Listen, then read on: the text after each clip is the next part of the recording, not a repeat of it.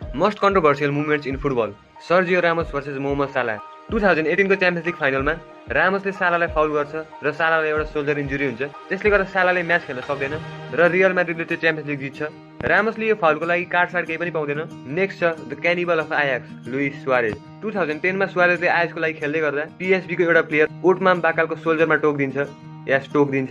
यो पछि एफएलले उसलाई 7 म्याचेसको ब्यान दिन्छ। यस्तै 2014 को वर्ल्ड कपमा ग्रुप स्टेजमा इटलीसँग म्याच पर्दा सुआरेजले फेरि चेलिनीलाई टोकिदिन्छ। चेलिनीले रेफ्रीलाई कम्प्लेन गर्छन्, बट रेफ्रीले त्यो म्याचमा सुआरेजलाई केही पनि गर्दैन।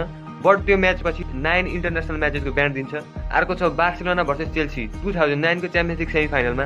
अब यो म्याचमा फर्स्ट लेगमा नि हल्का फुल्का कन्ट्रोभर्सी जस्तो हुन्छ, बट सेकेन्ड लेगमा चेल्सीले सुरुमै गोल हानेर लिड लिन्छ। त्यो पछि बक्सभित्र ह्यान्डबल हुन्छ, फाउल्स हुन्छ, बट चेल्सीले पेनाल्टी चाहिँ पाउँदैन। 90+ थर्ड मिनटमा इनिएस्टाले एउटा ब्याङ्गर हानेर बार्सालाई म्याच जिताइन्छ। म्याच पछि ड्रोग्बाले आफ्नो फेमस लाइन भन्नुहुन्छ,